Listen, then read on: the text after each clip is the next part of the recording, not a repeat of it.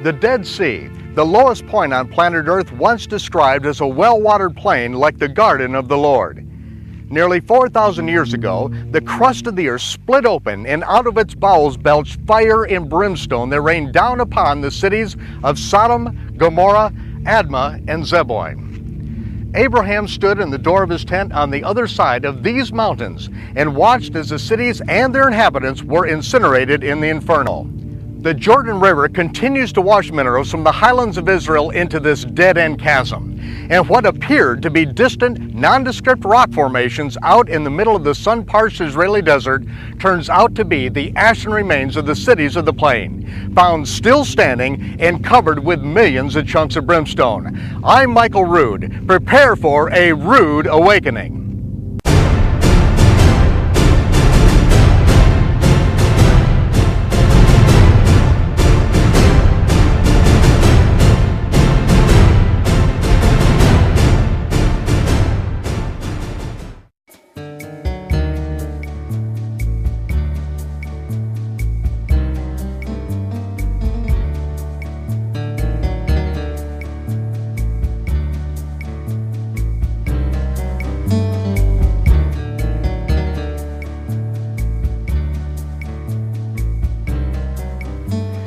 In the book of Genesis, we read that God instructed Abraham to leave the land of Babylon and its perverted system of sun god worship. The Almighty had already confused the languages and scattered the inhabitants of Babylon to slow down the development of Nimrod's political, economic, and religious world government system. The worship of Nimrod's son, Tammuz, the reincarnated sun god, and the worship of Nimrod's wife, reincarnated as Ishtar, were both fragmented into divergent cults at the Tower of Babel. For thousands of years, religiously motivated military campaigns kept these once unified peoples from joining forces to rebuild the one world government that Nimrod had begun. Raised in the land of Shinar, Abraham was instructed to leave Babylon behind, crossing over the Euphrates River into a land that God would give his descendants. Abraham became the first Hebrew meaning to cross over, when he crossed over the Euphrates, leaving Babylonian paganism far behind. The Hebrew scriptures from Genesis to Revelation clearly define God's intention to purge pagan sun god worship from the land promised Abraham and then from the entire earth. The Creator has determined the purpose of life, and he states emphatically how he does and does not wish to be worshipped. Abraham was 75 years old when he left Babylon, bringing his nephew Lot and their families with him. Upon entering the land, Lot joined himself to a prosperous culture that had developed on this then fertile plain. Lot took up residence in the city of Sodom. The prophet Ezekiel said that the sin of Sodom was pride, fullness of bread, and abundance of idleness. She did not strengthen the hand of the poor and needy. They were haughty and committed abominations. Sorry for this rude interruption, but if you want to know how to get on the bad side of the Almighty, search the scriptures for what God calls an abomination. The word abomination is translated from the harshest words in the Hebrew language, toavah and sheketz, and they mean perverted, disgusting, repulsive, sick, putrid, vile. You get the picture.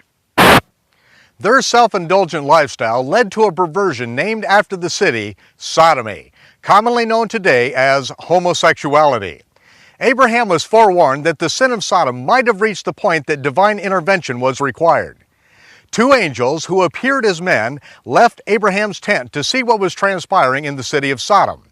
Upon arrival, the angels were welcomed into the home of Lot, but an aroused group of homosexual men demanded that Lot send these strangers out to them so that they could rape them. Lot refused, so they attacked him on his front porch. The angels pulled Lot to safety inside the house and smote the entire mob with blindness. The scriptures record that they wore themselves out as they groped the house looking for the door. At sunrise, the angels took Lot, his wife, and 2 daughters by the hands, dragging them away from the city. Soon, fire and brimstone rained down from heaven, turning the city into a raging inferno. That is when some scientists believe that the 3,000-mile Great Rift Valley was formed, when the earth's crust fractured and belched fire and brimstone into the heavens. As the brimstone showered down upon the cities, Abraham saw the smoke of Sodom rise up in the distance. But until the smoke cleared, Abraham had no idea that Lot was saved from destruction.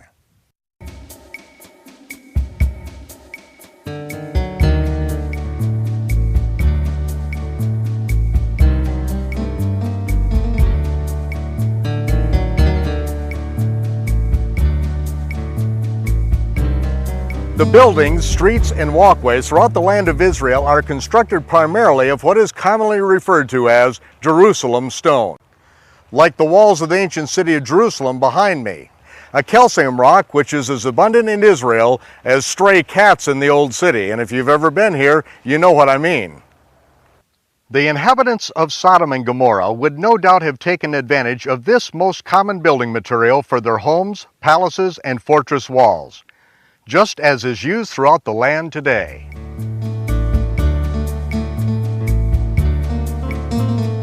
Archaeologists contribute Sodom and Gomorrah's overt wealth to the flourishing vegetation and the commercial value of the asphalt pits found in this once lush valley.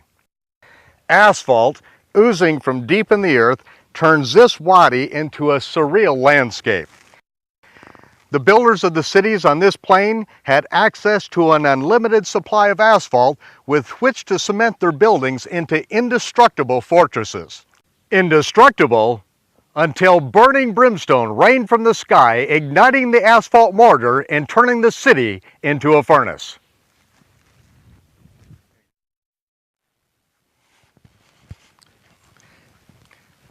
Calcium plus sulfur plus fire yields gypsum ash, and that is exactly what remains of these cities.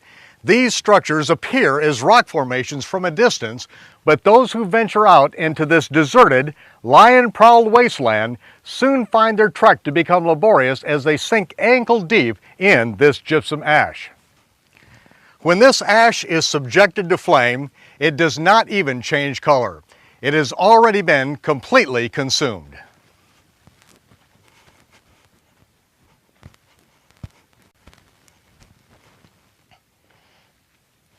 Substances burned with sulfur can have a higher remaining ash weight than the original substance. That may explain, in part, how this sphinx-shaped object and others like them can remain standing throughout the centuries. The layers of ash, twisted and warped by the intense heat, finally settle into a form that much resembles the original object. The minimal rainfall on this desert contributes to the longevity of these structures, slowly compacting the layers of ash through the centuries.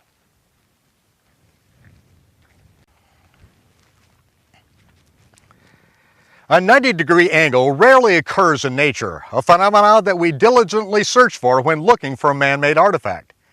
And on this plateau, we observe two identical elongated pyramids, which highlight the grand entry into the temple site here at Gomorrah. They are identical in length, width, height, and angle of incline, an impossible combination for a naturally occurring rock formation. The entire area surrounding Gomorrah is rock. These are the mountains of Judea, and we are standing on the remains of Herod's mountain fortress of Masada. At its base are the stone-cordoned encampments of the Roman army that besieged the Jewish zealots who were barricaded on this mountain after the destruction of Jerusalem in 70 of the Common Era.